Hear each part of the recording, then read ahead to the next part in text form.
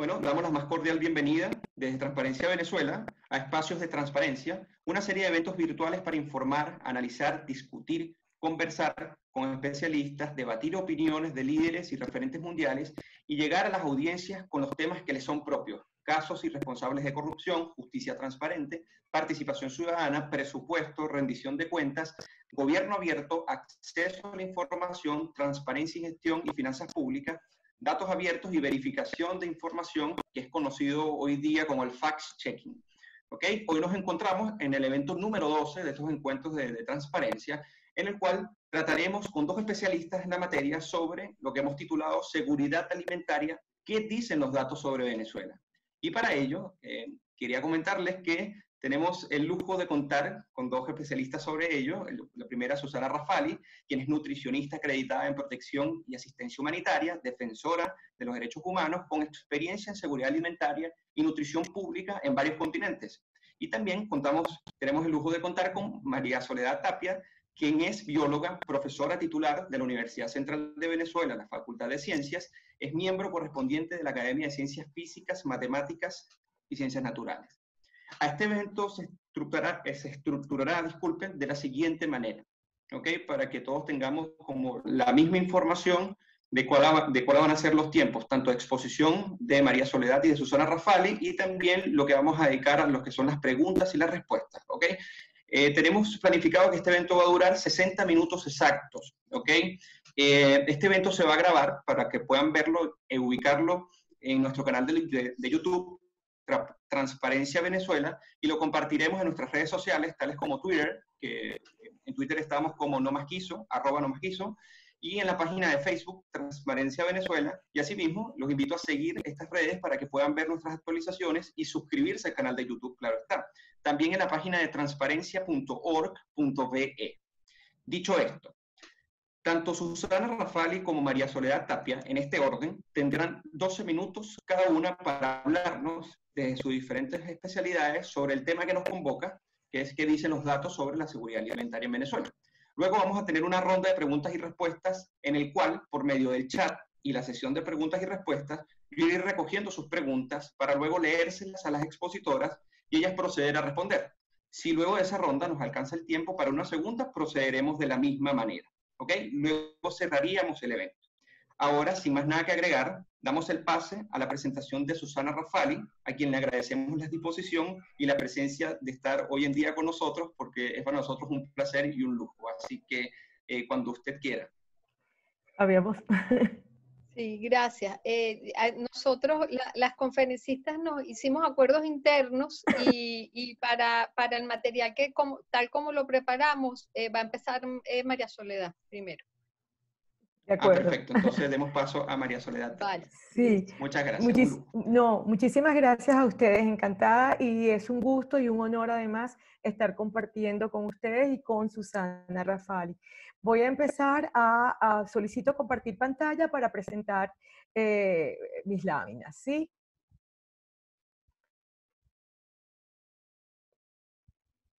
Bien. Perfecto, ya se están cargando. Perfecto. ¿Está listo? Perfecto, ahora lo que hace falta es que lo amplifique y listo, ya estaríamos. Perfecto. Ya está. Muy bien. Entonces, Bien. comienza el tema. Perfecto. Nosotros pensamos que una manera adecuada para iniciar la discusión sería recordando las dimensiones de la seguridad alimentaria y nutricional. De esta manera, refrescar estos conceptos, esto nos va a permitir contextualizarnos mucho mejor en el tema.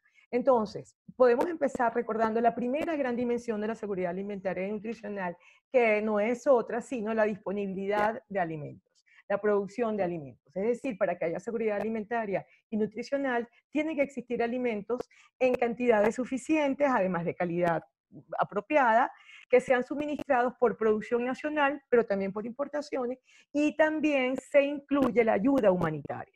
El segundo gran componente de la seguridad alimentaria y nutricional es el acceso, o sea, el ingreso monetario. Las personas tienen que contar con recursos para adquirir los alimentos apropiados y lograr una alimentación nutritiva.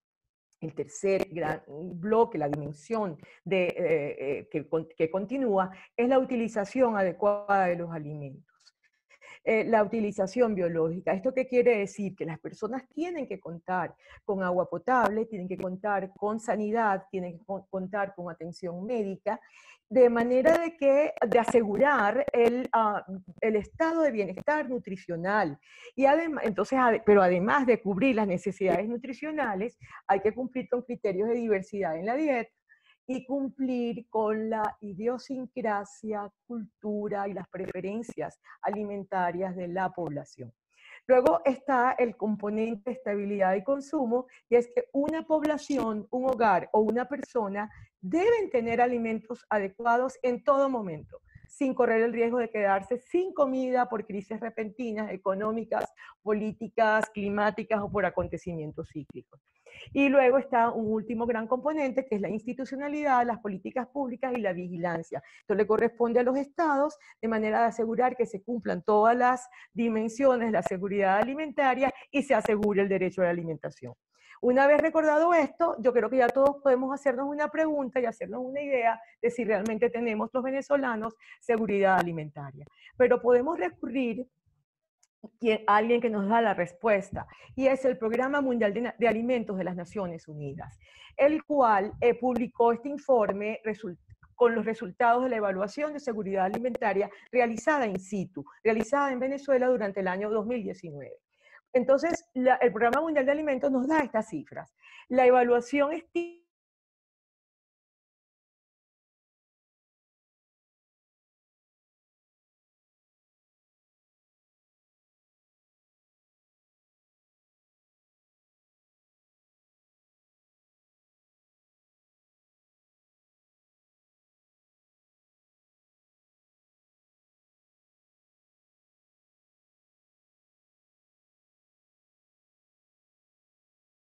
la seguridad alimentaria de los venezolanos. Entonces, ¿qué queremos decir con esto? Que lo que nos queda muy claro es que para producir, transportar, procesar y llevar a la mesa del consumidor los alimentos requeridos en cantidad, diversidad, regularidad, precio accesible y calidad, se requiere que estos componentes funcionen. Y nos preocupa enormemente saber que no están funcionando en Venezuela.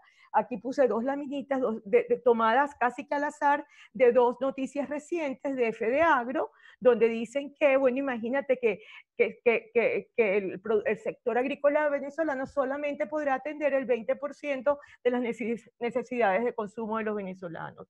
Es decir, que las calorías actualmente disponibles en el país solamente van a cumplir una proporción, no van a cubrir todos los requerimientos calóricos de los venezolanos. Hoy se produce casi el 18% de lo que Venezuela consume, no vemos perspectivas ni posibilidades de importación de alimentos, los datos en la caída del consumo de carnes, cereales y lácteos son dramáticos, y hay una especie de denominador común por estas que quieren, que da la respuesta, que explica por qué está ocurriendo esto. Bueno, falta de insumos, semillas, fertilizantes, agroquímicos, repuestos, equipos, escasez de combustible, inseguridad en el campo y ausencia total de financiamiento. Entonces, esto nos preocupa enormemente cuando vemos, por ejemplo, ayer, testimonios de expertos como el doctor Werner Gutiérrez, que comenta que ayer la alcaldesa de Machiques prohibió la emisión de guías de traslado de ganado en pie para sacrificio fuera de esa entidad. Otro experto comenta que cualquier norma que impida libre circulación de alimentos viola el principio de la seguridad, de la regularidad de suministro y por ende la seguridad alimentaria de la población. Entonces esto podría ser algo referente a componentes de disponibilidad, pero veamos ahora el de acceso. Utilicemos los datos que nos da el SENDA con lo que cuesta, lo que costó, estamos todavía en junio, la canasta alimentaria familiar se calculó en 55 millones de bolívares, casi $284, cuando el salario mínimo del venezolano son 400.000 bolívares, alrededor de $2.5. Entonces esto es sumamente preocupante, mucho más en medio de la pandemia sobrevenida de COVID-19, que configura un panorama sumamente dramático para los niveles de hambre y seguridad alimentaria que ya eran muy malos. De hecho, el Programa Mundial de Alimentos prevé que van a haber 130 millones más de personas en inseguridad alimentaria aguda. La CEPAL y la FAO estiman que para la región, América Latina y el Caribe, van a haber casi 29 millones de personas nuevos pobres. Y FAO y CELAC exhortan a mantener los sistemas alimentarios garantizando la oferta y la disponibilidad de alimentos básicos, y da una serie de recomendaciones que parece que más bien que en Venezuela estemos escribiendo una especie de antimanual. Todo lo que no se debe hacer para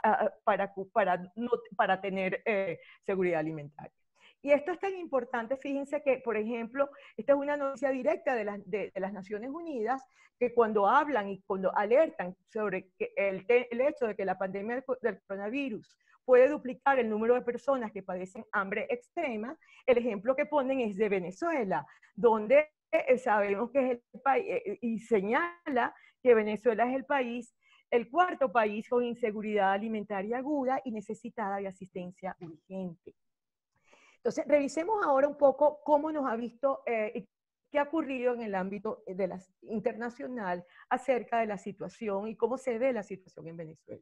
Bueno, aquí recordamos en este cuadrante superior izquierdo, bueno, basta recordar que Venezuela recibió un reconocimiento de FAO en el año 2013 por haber cumplido metas mundiales de alimentación de una manera general, y de hecho, sí, fueron cumplidas. Lo que pasa es que FAO reconoció un periodo que iba desde 1990 hasta 2012, pero causó tantas reacciones porque ya se empezó a ver desabastecimiento y deterioro en el consumo de alimentos de los venezolanos. Sin embargo, luego apareció, fíjense, el informe sobre la crisis alimentaria mundial en 2017, que dio una alerta y comentaba explícitamente acerca de la insuficiencia de evidencia y datos que no permiten estimaciones confiables en Venezuela, y hablaban de un panorama muy sombrío con respecto al país. Si nos vamos al otro cuadrante, aquí simplemente es para recordarles que luego, en el 2017 y en el 2018, fueron publicados dos importantes informes de FAO y otras agencias relacionadas, donde Venezuela dañó los datos para los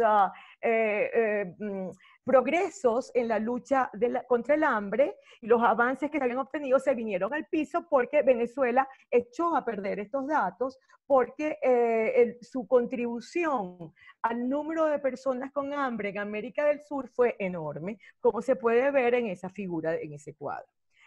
Luego, fíjense, en el 2018, y aquí menciono en el cuadrante inferior derecho, aquí solamente recuerdo cuando UNICEF Venezuela comentó su gran preocupación acerca de la prevalencia de la desnutrición infantil en Venezuela. Esto era en 2018, y directamente UNICEF menciona que la última información oficial disponible publicada en el país por el Instituto Nacional de Nutrición era de 2009, lo cual obviamente estaba muy desactualizada. Y entonces ellos hacen referencia a otro, dice que en la actualidad informes no oficiales más recientes muestran tasas mayores de la tasa de desnutrición que ellos dan allí. ¿A qué se refiere UNICEF? Bueno, en ese momento se refiere al informe trimestral de Cáritas de agosto de 2017, que dan unos datos de emaciación mucho más altos que esos datos de hace casi 10 años. Entonces, si bien UNICEF dice clarísimo que si bien los resultados de estos estudios, los de Cáritas, no representan el total de la población, son un indicador del continuo deterioro del estado nutricional de los niños en Venezuela. Luego nos podemos recordar que el año pasado, ya en el informe de la Oficina de las Naciones, del Alto Comisionado de las Naciones Unidas para los Derechos Humanos, aparece explícitamente la escasez creciente de alimentos y los precios elevadísimos, que se han traducido en un menor número de comidas con menor valor nutricional y elevados índices de desnutrición. Y entonces dice explícitamente que el Estado incumple su obligación de garantizar los derechos a la alimentación y la atención sanitaria. Luego vemos en el cuadrante derecho superior que simplemente vemos el informe de la situación de la agricultura en el mundo, que salió en este primer trimestre de 2020, el cual señala que 44 países del mundo, solo 44 países, de los cuales 34 están en África, siguen estando en necesidad de asistencia externa de alimentos. Y en América Latina y el Caribe, de estos 44 países, solamente hay 2, Venezuela y Haití. Luego vamos al año 2020, aquí es 2020, la información del global, del reporte sobre las crisis alimentarias mundiales nuevamente. Esto es dramático porque entonces señala, pone a Venezuela como la cuarta peor crisis de alimentación del mundo, solamente siendo antecedida por Yemen, República Democrática del Congo y por Afganistán. Este informe ya venía alertando sobre la necesidad de ayuda alimentaria para Venezuela, solo que no podía formalizarse por falta de datos oficiales. Y finalmente, queremos mencionar el Global Nutrition Report de este año, que es sumamente importante, y Venezuela sale clasificada como país frágil en la consecución de sus metas de nutrición infantil, pero tiene los datos que utiliza tienen 11 años de retraso la mayoría. Entonces, fue denunciado, consideramos que no reflejan la grave situación alimentaria del país. Entonces, bueno, yo hasta aquí lo voy a dejar de manera que Susana continúe con este viaje a través de lo que, cómo nos ven los organismos internacionales y qué se está haciendo desde Venezuela. Bueno, muchísimas gracias por la excelente exposición. Y ahora vamos a dar paso a la intervención de Susana Rafali, quien también va a contribuir con su presentación. Ya está habilitada para que comparta pantalla en el minuto que quiera. Primero, agradecer cada espacio que nos da Transparencia para encontrarnos. En un momento como el que estamos viviendo, seguirse encontrando es maravilloso. Y es milagroso, pero además para mantener activa el pulso y la memoria de lo que está pasando en el país. Esto es un pulso y una memoria que además nos puede dar horas a Marisol y a mí conversar, así que me encanta compartir este espacio contigo, Mari, que siempre estamos pensando y escribiendo sobre estas cosas. Entonces, continuando un poco con el arreglo de la información, que como lo arreglamos, queríamos pasar un poco desde lo más global hasta lo más particular, que es la situación tal cual la recogemos en Cáritas en los hogares, en las parroquias más pobres del país.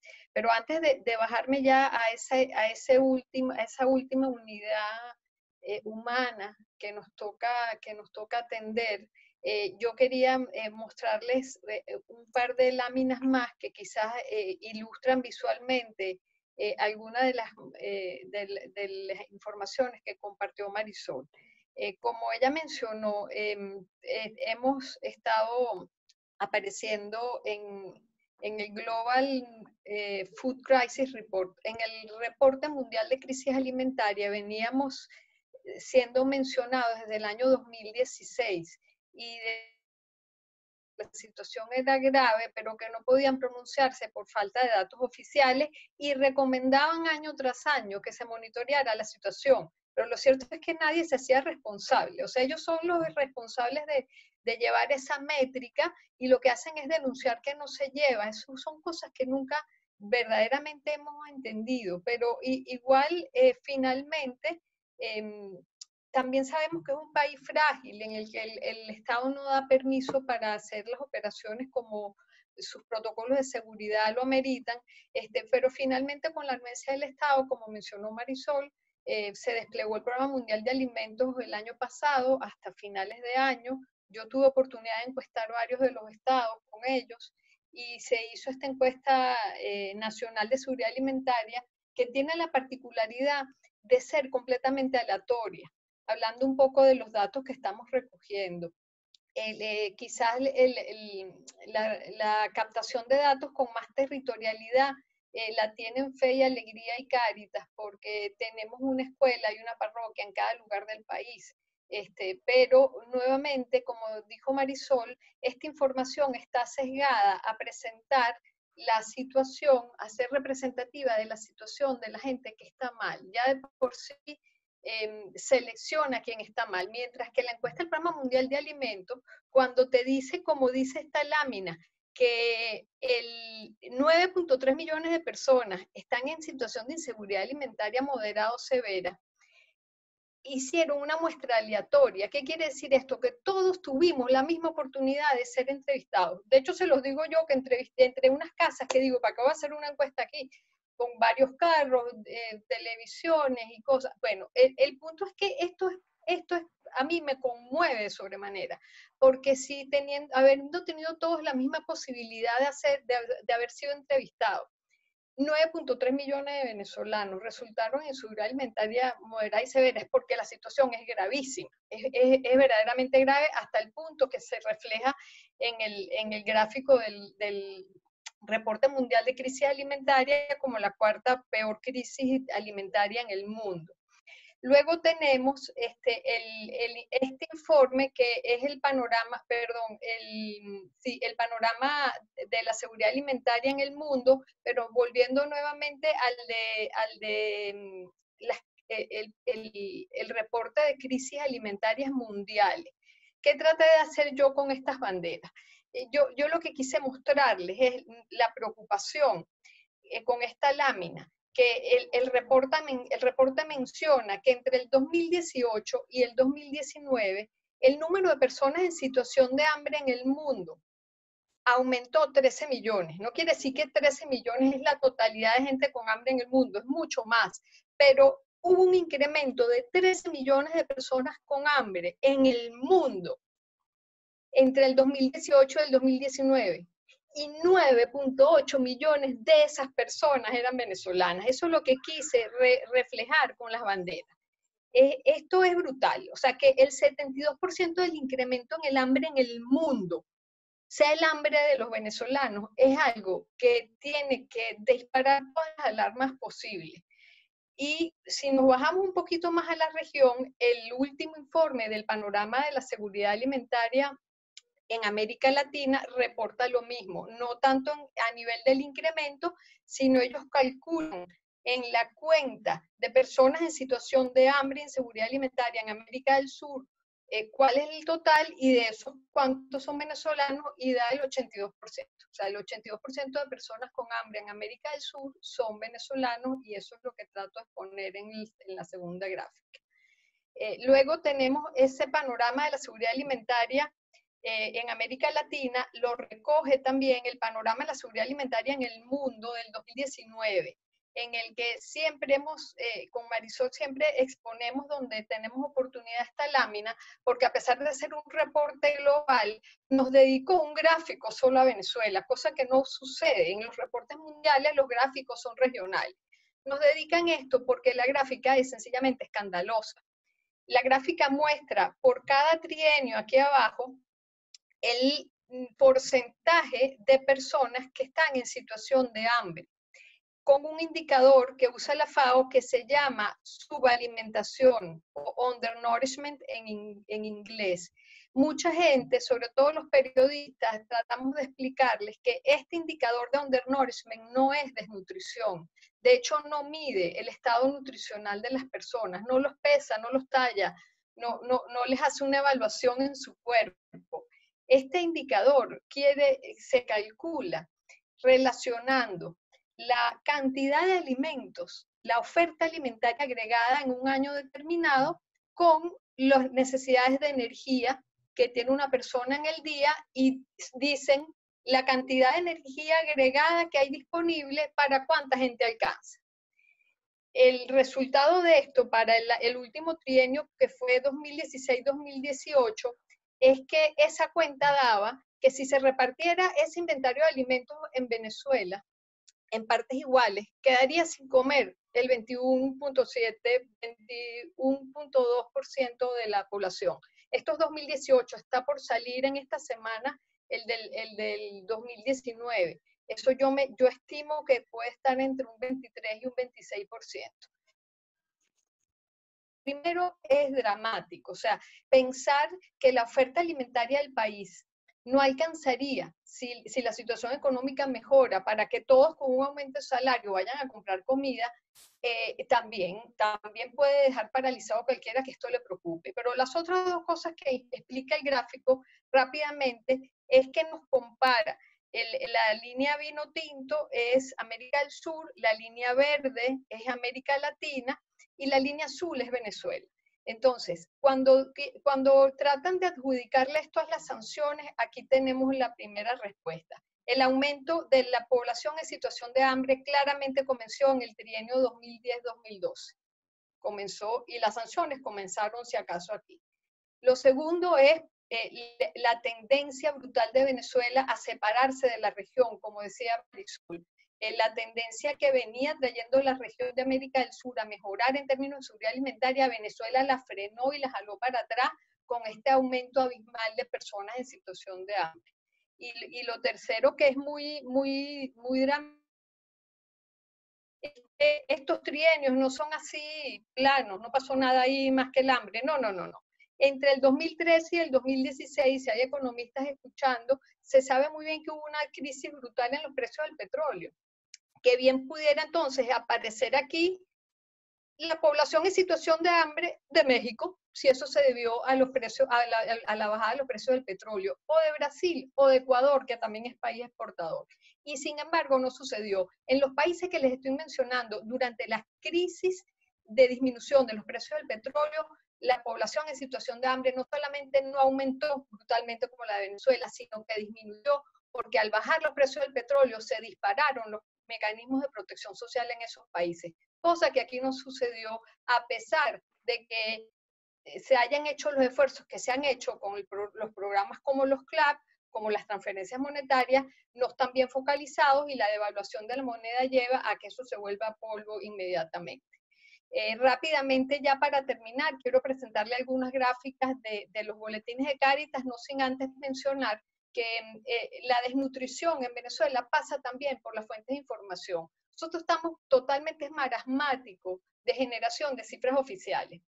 El Banco Central de Venezuela publica cifras de inflación cuando quiere, el Instituto Nacional de Estadística publica la Encuesta Nacional de Consumo de Alimentos con muchísimo retardo, y el Instituto Nacional de Nutrición, que está llamado a llevar las hojas de balance de alimentos, no las publicó más desde el año 2014-2015.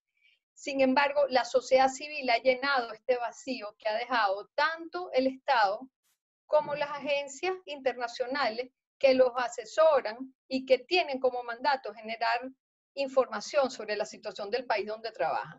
Entonces, tenemos todas estas iniciativas de la sociedad civil, tenemos el faro nutricional de la Fundación Bengoa, tenemos los boletines regulares de la Red Agroalimentaria de Venezuela con estadísticas del sector agrícola, tenemos algunas informaciones de los sistemas de tamizaje del grupo social se sabe en las vicarías. Tenemos extraordinario en la hemeroteca, el seguimiento por hemeroteca que hace SECODAP de las noticias de hambre en niños, incluso de muertes por desnutrición. Tenemos Convite generando datos también sobre desnutrición en adultos, y tenemos Provea, que hace un informe anual de la situación del derecho humano a la alimentación, y los monitoreos que recientemente por imágenes satelitales está haciendo la Sociedad Venezolana de Ingenieros Agrónomos. Tenemos también, gracias Marisol me ha hecho este homenaje de ponerme todos los boletines que tanto trabajo me han costado desde el 2016. Llevamos 13 boletines del monitoreo en sitios centinelas de Cáritas. Los sitios centinelas son las parroquias más pobres del país. No podemos estar en todas. En algunos sitios está pesando y midiendo gente que apenas sabe leer y escribir, pero eso yo, lejos de ponerlo como una debilidad, lo pongo como una gran fortaleza. No pretendemos nunca con este boletín tener un gran rigor estadístico académico, sino mostrar una tendencia y sobre todo seleccionar a los niños que entran en nuestro programa. Pero la información la hacemos disponible y nuevamente es una muestra de la situación de las personas más empobrecidas del país. Y una vez al año tenemos la encuesta de condiciones de vida coordinada por las academias y por la Fundación Bengoa, que da cuenta de toda la situación de seguridad alimentaria a nivel de los hogares. Ya para terminar, el último boletín de Cáritas, esto es lo más reciente, con un cierre a marzo-abril, en algunas láminas es marzo, en otras abril, de la desnutrición aguda en niños menores de 5 años. Aguda quiere decir que es reciente, no necesariamente toda es grave, sino que es la desnutrición que ocurre en las últimas 6 a 8 semanas. El termómetro indica en los umbrales internacionales, por encima de 5 eso es una crisis, por encima de 10, por encima de 5 es una alarma, por encima de 10 es una crisis, por encima de 15 es una emergencia, y si llega a superar el 30%, ya se considera una situación de hambruna o hambre catastrófica. Nos ubicamos para marzo 2020 en 16.7%, lo cual es consistente con una situación de emergencia humanitaria. Este más o menos indica cómo han aumentado entre diciembre, que es el círculo de adentro, y marzo, que es el círculo de afuera. Vemos que los aumentos fueron a expensas de la desnutrición severa y la desnutrición moderada. Esto tenemos la distribución de esa desnutrición por edad y sexo. Para mi pesar, la mayor cantidad de desnutrición está ocurriendo en niños menores de 6 meses, y si lo sumamos es brutal, el 42% de esta desnutrición está ocurriendo en niños menores de 2 años. Las nutricionistas que estamos en línea sabemos que eso es lo que hemos llamado la ventana de los 1000 días o la ventana de oportunidad para que el niño aquilate y atesore todo su potencial de vida cognitiva, afectiva y social para el resto de la vida, y que representa además el capital humano del país. Esto es una hipoteca, que la desnutrición está ocurriendo a esas edades. Esto es un poco por mostrarles las diferencias que podemos encontrar de un estado a otro. Cáritas funciona por diócesis. Por ejemplo, en Apure tenemos la diócesis de San Fernando y la diócesis de Guadalito. Miren la diferencia. 4.3% de desnutrición, lo cual es aceptable, nunca es aceptable, perdón, pero está entre los límites manejables, y 22% en Guadalito. Quiere decir que la situación de acceso al alimento, pero estamos convencidos también que la situación de acceso al agua determina estas grandes diferencias entre un municipio y otro. Esta es la tendencia a aumentar de la desnutrición desde el noviembre de 2019 hasta la fecha. Es una tendencia creciente a expensas de la desnutrición moderada. La desnutrición severa, que son las barras rojas, se ha mantenido más o menos estable, y eso, cuando lo vemos en epidemiología de la nutrición, nos da indicios de que cuando sube la amarilla, que es la desnutrición moderada, todavía muy grave, pero moderadamente grave, es por efectos de la seguridad alimentaria. Si fuera por efectos de una crisis de salud, subiría también la roja. Cáritas lleva una encuesta familiar también, solo me quedan 3 láminas, disculpen que me pasé. Llevamos la encuesta de diversidad de la dieta. La metodología dice que cuando la familia dice que está comiendo menos de 5 grupos de alimentos, ya está en una situación de crisis, menos de 6, perdón. A nosotros nos está dando 5 grupos de alimentos, que son los que mencionan las personas. Básicamente aquí tenemos los grupos de alimentos y el porcentaje de hogares que nos contestó que habían comido eso una semana antes de la encuesta. Y la metodología dice que cuando un alimento cae por debajo del 35% de las respuestas, se puede considerar que ya no forma parte del patrón. Así que hemos perdido entre diciembre y febrero del 2020, ha salido del patrón, por efectos de la inseguridad alimentaria, carnes y pescados, mari, vegetales y frutas, proteínas de alta calidad de origen de lácteos y huevos, y tenemos un patrón básicamente conformado por leguminosas, tubérculos y cereales, que son, vean una bolita de un color en febrero y el otro diciembre, miren que casi no se mueve. Por lo tanto, esto actúa como amortiguador de las dificultades de acceso al alimento. Esto es el acceso a los CLAP. Nosotros nos daba en febrero del 2020 que solo el 41% de los hogares, hay una invitada que no sé si logró unirse, que le interesaban estas cifras, solo el 41% de los hogares nos respondieron haber estado recibiendo la caja CLAP en febrero. Con respecto eso es una caída importante con respecto a diciembre, que fue una cobertura del 73%. Sin embargo, como ven aquí, el 59% de esas personas que recibieron la caja dicen que la reciben a veces sí, a veces no, y que nunca saben cuándo la reciben, lo cual atenta contra la dimensión de estabilidad necesaria de la seguridad alimentaria. Esto es la evolución del acceso a los CLAP. Vimos cómo en el 2017 mejoró notablemente la cobertura, luego tiene una bajada importante en el 2018, sube notablemente en el 2019 y vuelve a bajar hacia finales de año. Y hemos asociado los picos en la distribución de los CLAP con los momentos de campaña electoral. Ya para terminar, me quedo con esta última lámina. También llevamos un índice que se llama Estrategias de Sobrevivencia de Medios de Sustento, que dice que por debajo de 21 la familia está en una situación de inseguridad alimentaria, perdón, por debajo de 19. A nosotros nos da 21 y esto es indicio, el promedio de que los hogares que estamos entrevistando están en franca inseguridad alimentaria. Han aumentado todos esos tipos de estrategias notablemente desde diciembre, y solo por cerrar aquí, el 71% de los hogares nos dice que han comido alimentos que preferirían no comer, el 63% ha recurrido a la mendicidad, el 45% se han endeudado para comprar comida, el 51% está rebuscando comida en lugares no convencionales como los vertederos de basura y de los mercados. El 78%, el 80% dicen que han incurrido en algún tipo de privación alimentaria. Y el 44% ha liquidado bienes familiares, se ha destituido para poder comprar comida. Entonces, esta es la situación que tenemos casi en tiempo real. Estamos procesando los datos de mayo, pero nos vamos a ver obligados a cambiar la metodología del boletín, pero eso se los comento en algún otro momento, porque ya no podemos hacer jornadas.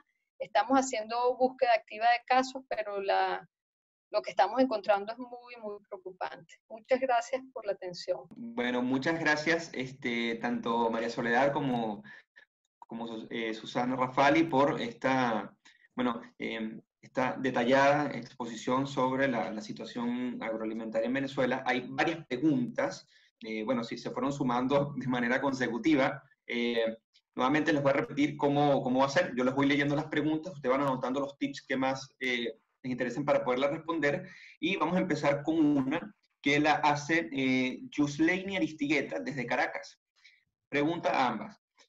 En un estado que esconde toda la información, ¿qué instrumentos aplican para llegar a la realidad de la cual la crisis alimentaria que tenemos en el país? De antemano, gracias.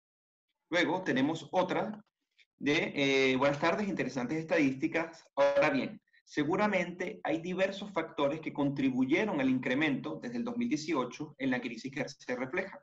¿Se puede priorizar las causas y señalar al menos 3? Luego tenemos una pregunta de Alejandro Gutiérrez. ¿Qué debería ser un nuevo gobierno diferente al actual para mejorar el estado de la seguridad alimentaria y nutricional de Venezuela? Luego tenemos otra, y si quieres cerramos con esta para irla respondiendo, ¿les parece? ¿O vamos acumulando? No. Ok. Luego, buenas. Una pregunta para Susana. ¿Qué tanto afecta para la financiación de algunos de estos programas alimentarios la retirada de la embajadora de la Unión Europea? Wow. Entonces, damos paso y luego damos paso a la siguiente pregunta. Bueno, si quieren, yo puedo responder un poco a quien hizo la pregunta acerca del tema de la opacidad de los datos. Esto es muy preocupante, porque el hecho de que haya disimulo y opacidad sobre la situación del hambre y la desnutrición en Venezuela, sin duda ha incidido muy negativamente en la estimación de las necesidades humanitarias de la población venezolana. Se retarda la activación de mecanismos de respuesta, la movilización de fondos, eso tiene que ver, eso lo va a contestar Susana, la movilización de fondos y la planificación humanitaria relevante. Que sobre todo, y lo va a comentar Susana, desde el año 2019 tenemos instalada en el país la arquitectura humanitaria de Naciones Unidas, la OCHA, con una serie de clústeres que están abocados a estudiar y a tratar de resolver los problemas más acuciantes de nuestro país. Entonces, ¿qué pasa? Lo que nosotros sentimos y nos sentimos muy tristes es que el logro que se ha obtenido con la visibilidad que hemos ido consiguiendo en todos estos informes internacionales, como hemos visto en los informes de las crisis alimentarias, con la publicación de la encuesta del Programa Mundial de Alimentos, todo esto se debilita. Se debilita porque no tenemos un endoso del Estado. Por ejemplo, el Programa Mundial de Alimentos vino a hacer la encuesta con autorización del Estado, pero luego el Estado venezolano no endosa la información divulgada. Entonces, esto sin duda le resta una enorme fortaleza a los resultados. Entonces, esto sin duda tiene un peso muy negativo para todas las negociaciones oficiales de las que depende la asignación de la asistencia alimentaria para el país.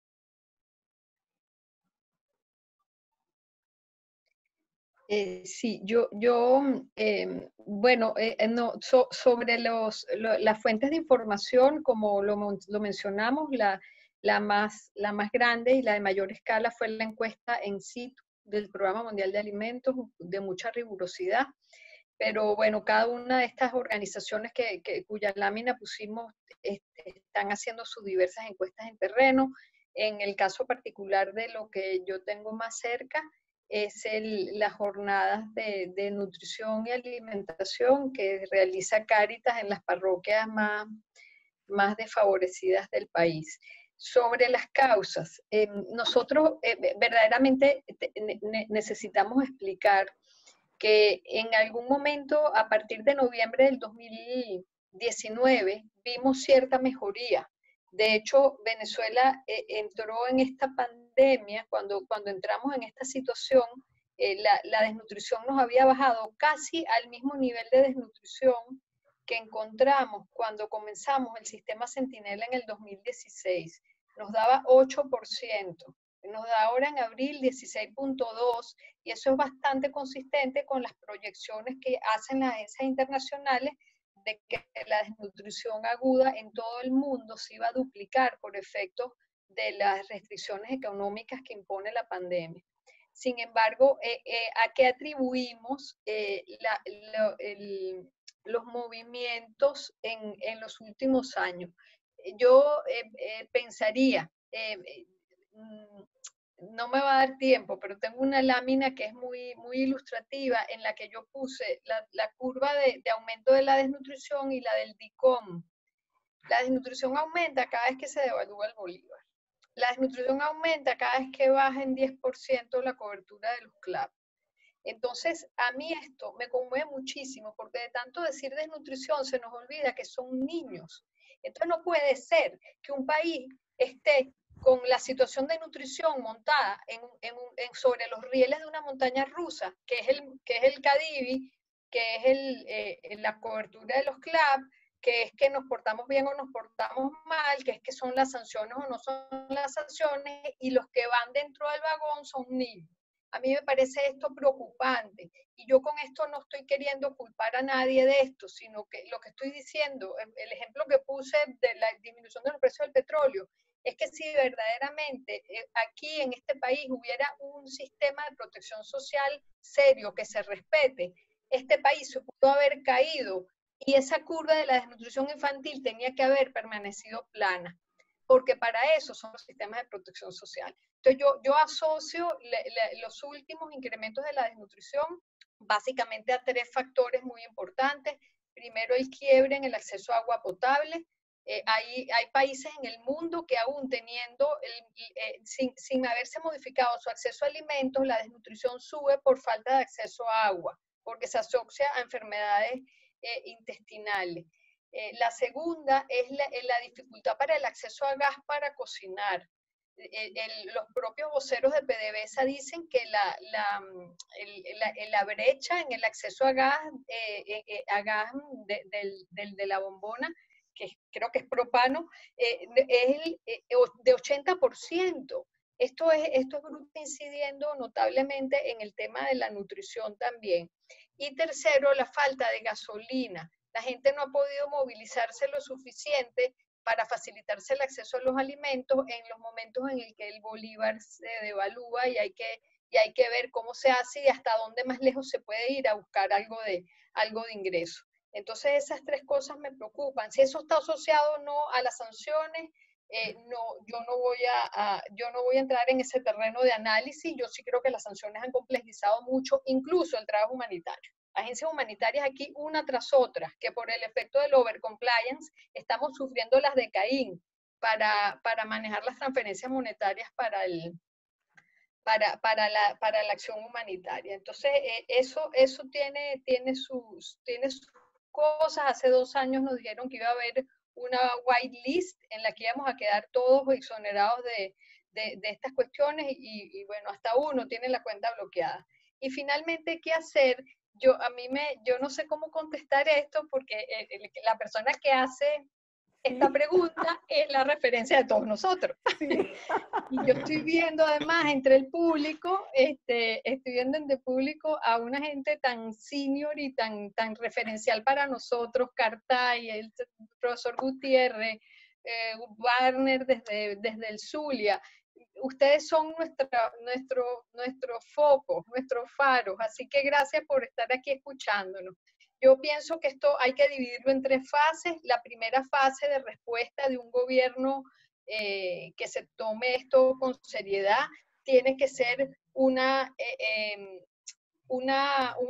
importación masiva de ayuda alimentaria, me refiero a alimento físico, acompañada de subsidios directos casi como estos que se están usando ahorita en la pandemia en muchos países, que es casi que un ingreso universal único.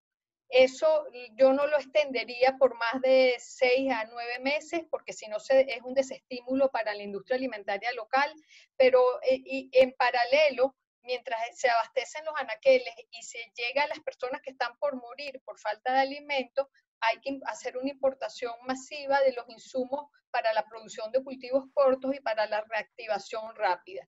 Las estimaciones que yo he escuchado siempre de FEDEAGRO, de FEDENAGA, es que ellos en un periodo de entre 8 y 12 meses pudieran abastecer el país al menos de 6 o 7 rubros básicos. Y luego finalmente desmontar todas las medidas regresivas con las que se asfixió al sistema alimentario nacional en términos de controles de precios, de control del acceso a la gasolina, de control en el acceso a agroinsumos, de violaciones a las libertades económicas de los actores del sistema alimentario y volver a retomar los circuitos de distribución que teníamos antes, que no son estas ventas de alimentos en negro que nos cambiaron hasta la identidad. O sea, la relación del venezolano con los alimentos cambió a efectos de esto. Entonces, esos serían mis aportes y mis ideas por los momentos.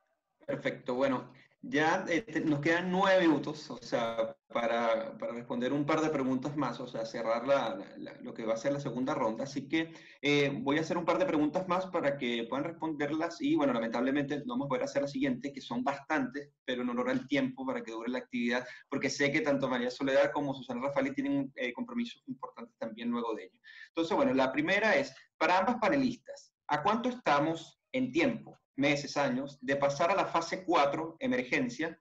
¿Cuál sería el porcentaje de la población que pasaría a la fase 4? ¿Será población nueva o la misma en fase 3? Si logramos un milagro para salir de esta situación en la seguridad alimentaria, ¿podríamos revertir el daño cognitivo causado? Sería una pregunta con varias preguntas, ¿ok? Y luego, la pregunta de Iralis Pinto. Con lo que se ha estimado en la Academia de las Ciencias acerca del repunte del COVID-19 de junio a septiembre, ¿han hecho ustedes alguna proyección del índice de nutrición de estos meses? Entonces ya con esas 2 preguntas respondidas cerraría. Wow, Susana, habla del milagro. que si ocurre un milagro. Antes de darle la palabra a Susana, porque imagínense, ella es una referencia en esto, yo siento que en Venezuela hemos escrito un antimanual, o sea, se ha hecho exactamente lo contrario a todo lo que han recomendado los organismos internacionales, y ahorita en plena pandemia han aparecido una gran cantidad de contenidos maravillosos, con unas orientaciones clarísimas, algunas de ellas firmadas por nuestro ministro de Agricultura, y resulta que se hace exactamente lo contrario. Cuando yo vi lo que dijo el doctor Werner ayer sobre machites, y lo que yo veo, lo que dice Fedaro, yo digo, Dios mío, no puede ser que no haya sentido común, porque son a veces simplemente decisiones de sentido común. Nuevamente, cuando empieza la pandemia, se va a la medida regresiva de control de precios. O sea, es algo como que no logras entender. O sea, entonces tú dices, el milagro puede ocurrir, porque el milagro es con sentido común, con voluntad y con verdadero conocimiento del manejo de la situación que se tiene. Entonces, no es una cosa, además, absolutamente imposible de conseguirse, porque es tan tremendamente precaria y mala la situación en la cual nos encontramos, que cualquier mejora va a ser una maravilla. A ver, Susana, habla del milagro. El milagro.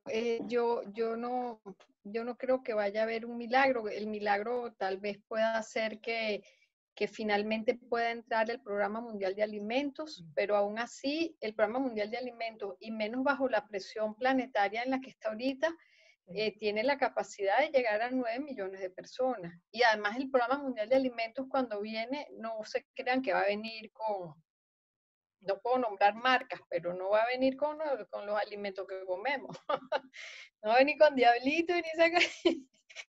No, el Programa Mundial de Alimentos va a venir con una ración de alimentos bastante estándar, que no nos va a gustar mucho, y probablemente venga bajo el control de algún programa oficial. Así que eso que pudiera ser el milagro más parecido, lo asocio ya más a que el Programa Mundial de Alimentos eventualmente para su logística monta algunos corredores humanitarios que nos permita accesar, y que además le hemos recomendado mucho que si vienen, utilicen, por ejemplo, si los dejan entrar por la vía del programa escolar, utilicen el niño escolar como índice para llegar a toda la familia con transferencias monetarias o con algo más. Me parece interesantísima si la pregunta, ¿quiénes pasan a una fase 4 de hambre catastrófica? Si las mismas que están en la fase 3, que se empeoran, o pueden haber nuevos. Yo mencionaría que pueden haber de las dos cosas. De hecho, estaba tratando de abrir, pero no me quiero demorar más, la información que les presenté georreferenciada en un mapa. De manera que ves en un mismo estado algunos municipios en el que la extensión del daño nutricional es muy grande, pero la severidad de la desnutrición no es tanto. Mientras que hay algunos lugares en el que la extensión no son muchos niños, pero muy, muy desnutridos, y es porque ahí se sobreponen varios factores. Entonces yo creo que pudiera resultar, incrementándonos las cifras de desnutrición aguda en forma importante, estados en los que no había desnutrición antes por efectos de un brote de alguna enfermedad infecciosa, porque aumenten mucho los casos de coronavirus allí, o porque aumente la malaria o se queden sin agua definitivamente. Así que puede haber una mezcla de ambas cosas. Y la tercera pregunta era... déjeme buscarla, pensé que estaba leyendo las siguientes. Se me fue.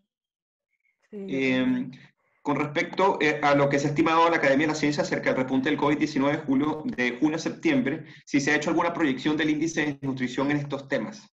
Sí, nosotros, como les mencioné, las cifras que les presenté fueron hasta abril. A partir de abril, el boletín de Cáritas tiene que cambiar de metodología, porque ya no se hicieron más tamizaje, sino búsqueda activa de casos.